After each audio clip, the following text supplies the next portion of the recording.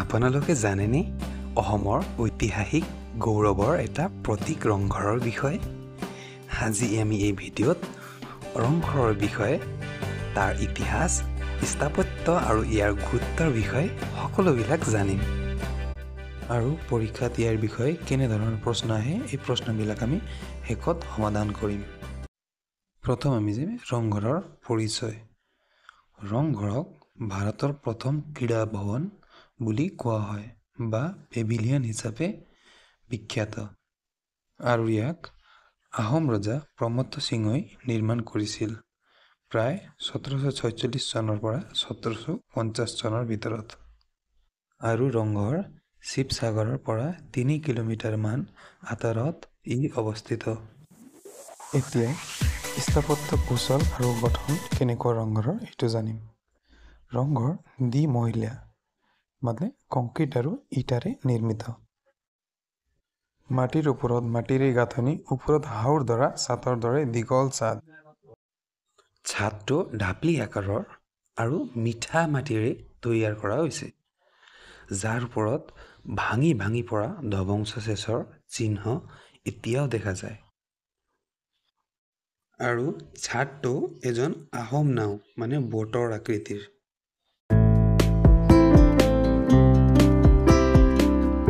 ৰংঘৰত ৰজাসকলৰ ৰাষ্ট্ৰীয় উৎসৱ, বিশেষকৈ ভাওনা, বন্যপ্ৰাণীৰ শিকাৰ আৰু অন্যান্য খেলা ধূলা যেনে হাতী দৌৰ, ষাঁড় দৌৰ আদি উপভোগ কৰিছিল। আৰু দ্বিমহলীয়া ৰংঘৰৰ নিচৰ তলত ৰাজকীয় ব্যক্তি বা বিশেষ অতিথিসকল বহি খেলা ধূলা উপভোগ কৰিছিল।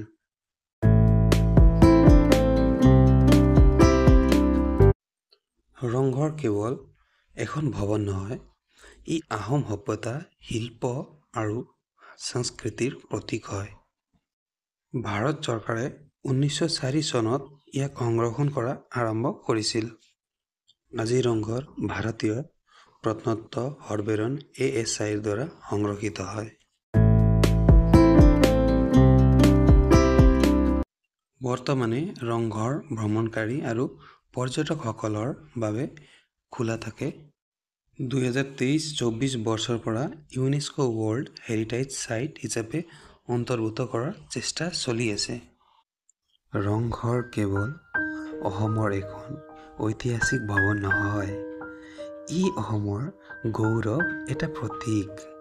আমি সকলোৱে এই গৌৰৱজনক স্থাপনাটোক সংৰক্ষণ কৰা দিশে আগবাঢ়িব লাগিব। এতিয়া আমি চাওঁ যে আমাৰ অসমৰ যিকোনো কম্পিটিটিভ এক্সামত ৰংঘৰৰ বিষয়ে কেনেধৰণৰ প্ৰশ্ন আহে। এই প্ৰশ্নবিলাক আপোনালোকে চাই যাব, পৰীক্ষাত কোনো ধৰণৰ অসুবিধা নহ'ব। আমি ৰংঘৰৰ বিষয়ে কেইটামান প্ৰশ্ন ৰাখিছোঁ। ইয়াৰ বিষয়ে আজিলৈকে অসমত কোনো কম্পিটিটিভ এক্সামত ইয়াৰ বাহিৰে কুৱেশ্যন অহা নাই। আমি কুৱেশ্যনবিলাক আলোচনা কৰিম, ভিডিঅ'টোত হৈ থাকিব। প্ৰথম প্ৰশ্ন এনেধৰণৰ আছে যে ৰংঘৰ কাৰ ৰাজত্বকালত নিৰ্মাণ হৈছিল? Option number A Pratap Singha, B Rudra Singha, C Jayadhwaj Singha আৰু D প্ৰমত্ত সিংহ। আমি ভিডিঅ'ত আলোচনা কৰিছিলোঁ যে ৰংঘৰ আমাৰ নিৰ্মাণ কৰিছিল অপশ্যন নম্বৰ D প্ৰমত্ত সিংহই নিৰ্মাণ কৰিছিল বা তাৰ ৰাজত্বকালত নিৰ্মাণ হৈছিল। কুৱেশ্যন নম্বৰ 2, ৰংঘৰ অসমৰ কোন ঠাইত অৱস্থিত বা কোন জিলাত অৱস্থিত এনেকৈ সুধিব পাৰে। তেজপুৰ, শোণিতপুৰ, শিৱসাগৰ, যোৰহাট। ভিডিঅ'ত আলোচনা কৰিছোঁ আপোনালোকৰ ৰংঘৰ আমাৰ শিৱসাগৰত অৱস্থিত। কুৱেশ্যন নম্বৰ 3, ভাৰতৰ প্ৰথম এম্ফি থিয়েটাৰ কোনটো হয়? ৰংঘৰ, তলাতল ঘৰ, তাজমহল, লালকিল্লা। ভাৰতৰ প্ৰথম এম্ফি থিয়েটাৰ বুলিলে আমি ৰংঘৰক বুজিম। অপশ্যন নম্বৰ A ইয়াৰ সঠিক এনচাৰ হ'ব। কুৱেশ্যন নম্বৰ 4, ভাৰত চৰকাৰে কিমান চনৰ পৰা ৰংঘৰক সংৰক্ষণ কৰা আৰম্ভ কৰিছিল? 1905 চনত, 1904 চনত, 1985 চনত, 1947 চনত। আমি আলোচনা কৰিছিলোঁ অপশ্যন নম্বৰ B 1904 চনৰ পৰা ভাৰত চৰকাৰে ৰংঘৰক সংৰক্ষণ কৰা আৰম্ভ কৰিছিল। অপশ্যন নম্বৰ B ইয়াৰ সঠিক এনচাৰ হ'ব। কুৱেশ্যন নম্বৰ 5, ৰংঘৰ কিমান চনত নিৰ্মাণ কৰা বুলি অনুমান কৰা হৈছিল? মানে সঠিকভাৱে ইয়াতে ক'ব নোৱাৰে কিমান চনত, কিন্তু এটা অনুমান কৰা যায়। 1846 পৰা 1850লৈকে, 1946 পৰা 1950লৈকে, 1746 পৰা 1750লৈকে আৰু 1800 পৰা 1805 চনৰ ভিতৰত, ইয়াৰ ভিতৰত কিমান চনত অনুমান কৰা হৈছে এইটো ভিডিঅ'ত আলোচনা কৰিছোঁ। আমৰা জানো যে 1746 পৰা 1750 ভিতৰত ৰংঘৰ নিৰ্মাণ কৰা হয় বুলি অনুমান কৰা হয়। অপশ্যন নম্বৰ চি ইয়াৰ সঠিক এনচাৰ হ'ব। কুৱেশ্যন নম্বৰ 6, ৰংঘৰ কিমান মহলীয়া?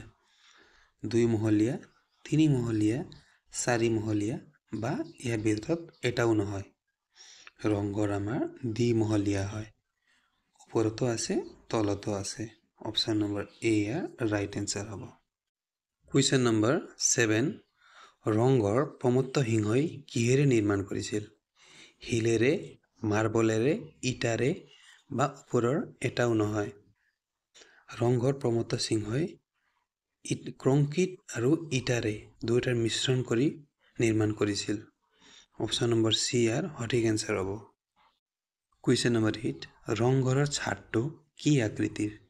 ধনুক আকৃতিৰ, নাও আকৃতিৰ, হাতীৰ আকৃতিৰ আৰু খেলপথাৰৰ আকৃতিৰ?